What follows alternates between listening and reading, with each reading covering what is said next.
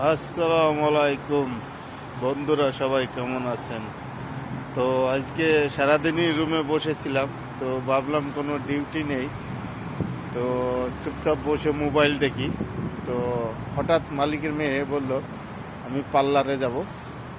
তো তো আজকে গাড়ি নিয়ে এসেছি, দেখেন গাড়িটা কি গাড়ি, লোকো BMW গাড়ি নিয়ে এসেছি। তো নিয়ে এসে দাঁড়িয়ে রয়েছি রাস্তার